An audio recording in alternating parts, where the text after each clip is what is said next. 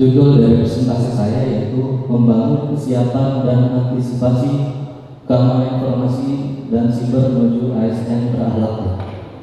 Ya, saya kenalkan, nama saya Kemajuan Supandi, SSTNP.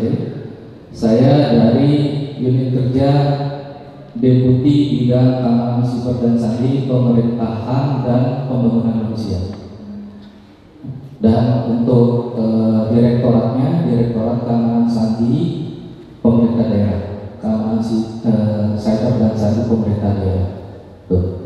Saya jabatan saya sekarang sebagai sandiman ahli muda, sudah cukup tua, muda. Mudah-mudahan kita lagi sudah berubah jadi yang lain, Pak. Oke, ya ini tadi judulnya seperti ini. Ini kurikulum inti saya. Jadi selain kalau dulu kan namanya lembaga sandi negara ya. Tadi kata Pak Eko, tak kenal maka tak sayang. Ini saya coba kasih tahu kalau daftar riwayat hidup saya seperti ini. Jadi dari mulai 2008 saya sudah mulai bekerja aktif di dulu lembaga sandi negara dan sebagai peneliti sandiman, tapi kerjanya meneliti di Puskanji Palsa, Pusat Pengkajian Perawatan Sandi. Kemudian setelah itu sempat diperbantukan di Direktorat di Intel, di Jaksa Agung Muda Intelijen, di Kejaksaan Agung, di bagian monitoring intelijen. Jadi sempat banyak pengalaman operasi intelijen di lapangan, ngejar BPO sana kemari, dari mulai tempat yang terang sampai tempat yang gelap, dari mulai tempat yang ramai sampai yang sepi, dari mulai kota sampai dengan gunung, dalam negeri sampai luar negeri juga pernah. Oke, terus kemudian dipanggil kembali ke lembaga sandi, masih lembaga sandi, di Direktorat Pengaman Sinyal. Itu kaitan dengan, kalau Bapak Ibu sudah pernah di kontrak penginderaan tuh, ada kontrak penginderaan atau mungkin serialisasi ya istilahnya, kontrak penginderaan atau serialisasi, kemudian GKSN, kemudian ID Security Assessment dan lain sebagainya, kaitan dengan operasional persandian gitu. Jammer mungkin ya, Bapak Ibu kalau udah paham ya. Nah, jadi sudah pernah pengalaman kerja di situ, di kegiatan-kegiatan seperti itu. Kemudian ke Direktorat P3KSS kaitan dengan standar keamanan siber sandi gitu. Jadi sempat buat standar kebijakan dan lain sebagainya, sampai ke PPIKN itu kaitan dengan infrastruktur informasi kritikal nasional. Itu juga kemudian sekarang di keamanan siber sandi Pemda. Jadi semua yang ada dari mulai pekerjaan identifikasi, deteksi, proteksi, penanggulangan, pemulihan, itu semua di KSS Pemda ini harus bisa gitu. Tapi dari sisi untuk penguatannya, bukan operasionalnya. Jadi memberikan knowledge-nya gitu. Kalau ada unit kerja kami di BSSN, yaitu Deputi 2, yaitu operasionalnya. Jadi kalau Bapak Ibu mau minta tolong dong disterilisasi ruangan VVIP, ruangan rapat terbatas pimpinan, rumah dinas, nah itu ke Deputi 2 tadi. Tapi kalau tolong dong dikasih tahu knowledge-nya keamanan dari penyadapan, nah itu ke kita gitu.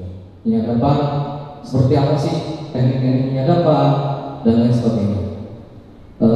Ancaman-ancamannya dari berbagai persepsi atau berbagai sudut pandang itu bisa kita. Kemudian ID Security Assessment, melakukan penetration testing ke aplikasi-aplikasi. Nah itu kalau dari operasionalnya ke Deputi 2 kan. Tapi kalau untuk penguatannya, saya pengen tahu dong knowledge-nya itu ke kita, gitu Pak. Jadi nanti silakan bisa bertanya dan sebagainya. Untuk kualifikasi saya, ini pendidikan ya, dari STSN saya, STSN angkatan kedua. Jadi kalau sekarang sudah STSN berapa ya? Udah 16 langsung. Saya STSN kedua, angkatan kedua. Untuk kualifikasinya atau surveillance analisis ya tadi, karena sudah punya pengalaman dari pengamanan untuk kegiatan-kegiatan PPIP sampai dengan ruangan-ruangan tempat kegiatan yang sifatnya itu terbatas atau rahasia, sampai dengan pengamanan untuk rapat terbatas presiden dan menteri juga sudah pernah. Counter surveillance consulting, jadi untuk kalau misalnya mau konsultasi silakan. IT security analysis, IT security consulting. Ini pengalaman-pengalaman yang sebelah sana. Jadi kalau misalnya Bapak Ibu mau, saya pengen tahu dong ilmu-ilmu segala macam terkait itu. Ini ada kontak saya, ada nomor handphone, ada WA-nya juga itu. Bisa juga lewat email, silakan. Baik, lanjut. Ini kayaknya saya tadi diamanatkan sama Pak Sekda, dikasih ilmu sebanyak-banyaknya, cuman terbatas waktunya nih. Saya sudah buatkan sampai 70 slide, tapi karena waktu akhirnya dipadatkan jadi 53. Ini juga masih mungkin panjang gitu kalau mau diterangkan semuanya gitu ya. Mungkin perlu lebih dari lewat dari jam makan siang mungkin. Nanti kalau kita kembalikan ke panitia ya. Nah ini sebagai pendahuluan ya untuk sudah kita ketahui bersama bahwa Presiden Joko Widodo melalui amanatnya di pidato kenegaraan itu disebutkan bahwa data adalah jenis kekayaan baru bangsa kita. Ini data lebih berharga dari minyak. Kemudian bidang pertahanan keamanan kita juga harus tanggap dan siap menghadapi perang siber. Udah sampai sejauh itu concern dari pemerintah. Transformasi digital ini di pidato yang lain merupakan solusi cepat dan strategis untuk membawa Indonesia menuju masa depan. Namun juga sangat penting menciptakan kedaulatan dan kemandirian digital. Ya. Lanjut. Ini penggunaan ruang siber di Indonesia berdasarkan data dari beberapa sumber dari jumlah penduduk Indonesia sebanyak 277 juta itu, kemudian yang menggunakan komunikasi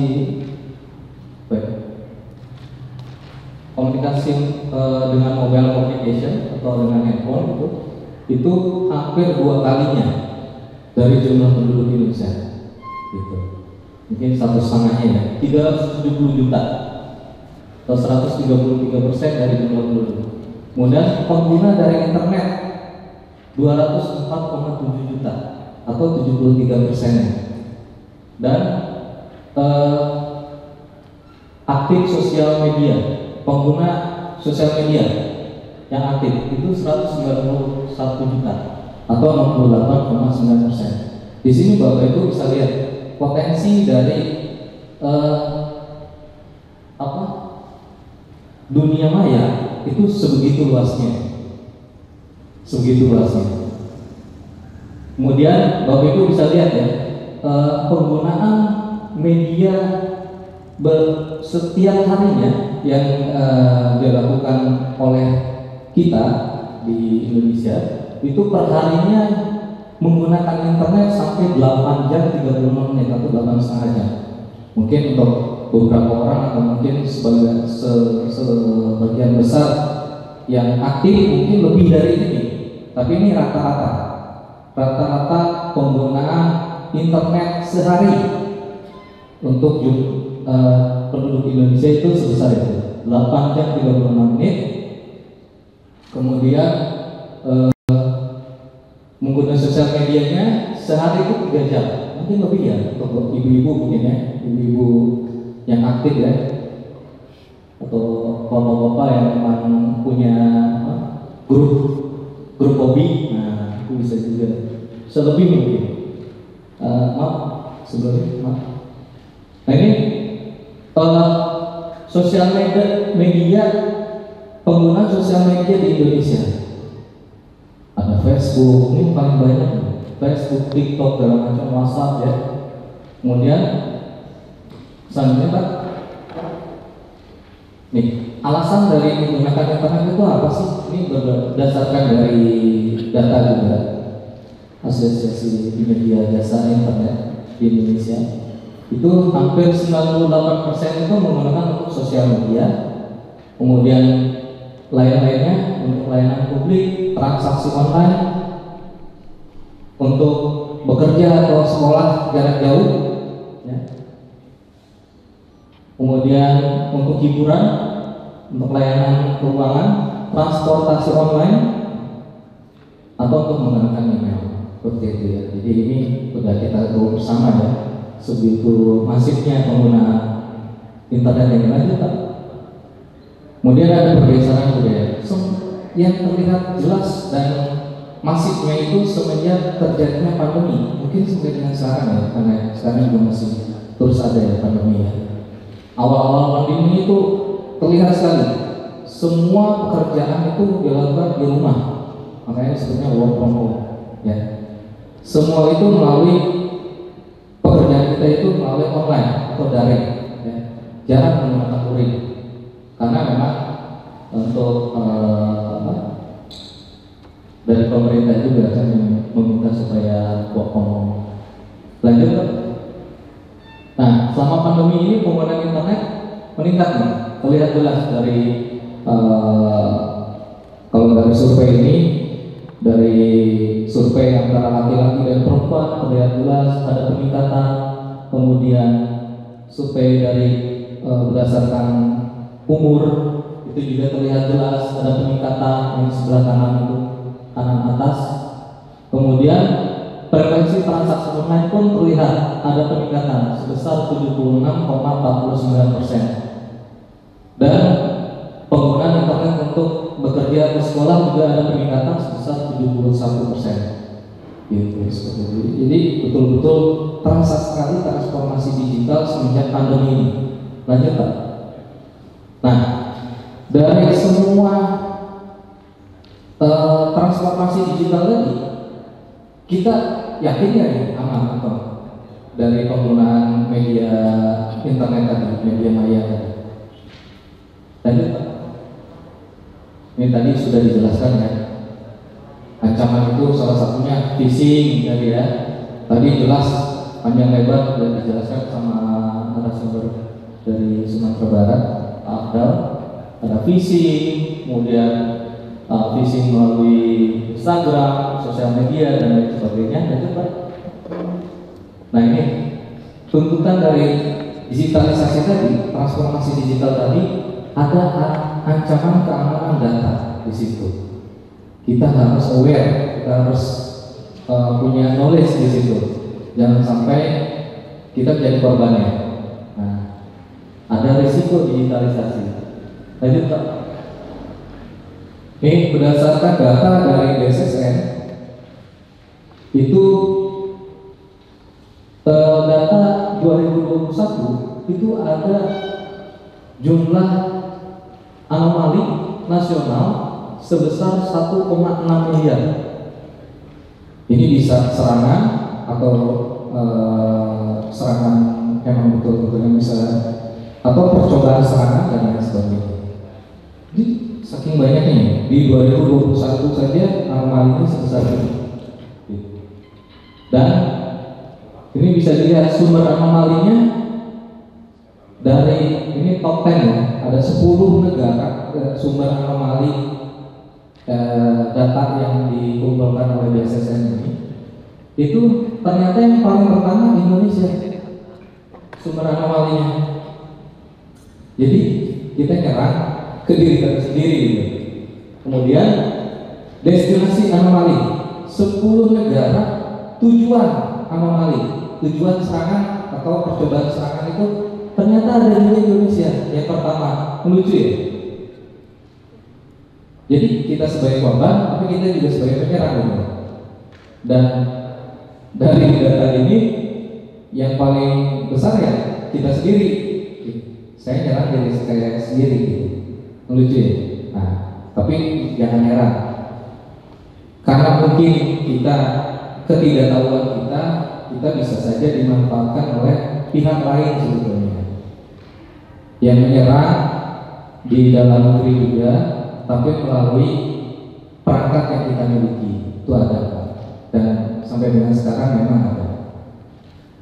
Nah ini berdasarkan statistik, ternyata web detachment di tahun 2021 itu sampai 5.940 kasus dalam 1 tahun, dan terbanyak di bulan Maret seperti itu ya. Nah ini untuk jenis-jenis serangannya, ada yang malware sebesar 68%, kemudian ada web application attack sebesar persen dan lain sebagainya. Lanjut. Ini macam-macam serangan siber ya. Jadi kalau tadi sudah disinggung sama Pak Sekda bahwa apa tuh putusan bupati ya, putusan bupati sedikit dirubah ya, itu bisa berakibat fatal kan. Bagi misalnya putusan bupati untuk kenaikan jabatan, mutasi pegawai dan lain sebagainya. Mungkin yang sekarang ditandatangan sama bupati kan itu sifatnya mungkin rahasia ya. Saya yakin itu rahasia. Nggak mungkin langsung disebarkan saat itu. Dalam pemrosesannya pasti rahasia itu. Ada rapat-rapat, sifatnya pun mungkin rapatnya terbatas atau rahasia itu. Sampai ditekan sama bupati itu, sudah nih bupati tahu, misal nih ada contoh kasus ya, pengalaman kami satu daerah, dia memberikan informasi pengalamannya bahwa ini kami kepala daerahnya sempat menandatangani surat mutasi untuk pergeseran personel, jabatan personel maupun promosi gitu ya. Dia sampai tahu ya, karena mungkin namanya berlembar-lembar ya Pak Ibu ya, sebegitu banyaknya kan personel yang digeser ya. Dia paling hanya bisa melihat data di halaman pertama sama halaman terakhir untuk tanda tangan, mungkin seperti itu kan. Nah, dia itu apa? Di halaman pertama itu bapak ini promosi ternyata kemana ya. Pas hari pelantikannya lucunya di situ. Pas dia nyalamin ke bapak tersebut, Pak selamat ya, bapak promosi. Apa Pak? Saya nggak promosi, saya geser doang. Nah, lucu jadinya. Kok bisa? Dia akhirnya menelusur ya, dari pihak Diskominfo yang pun menelusur, ternyata dia yakin bahwa saat menandatangani berkas itu di halaman pertama ada nama bapak itu, tapi pas kemudian dilantik ternyata beda. Yang harus mungkin promosi tapi enggak, atau mungkin hanya geser. Itu kejadian.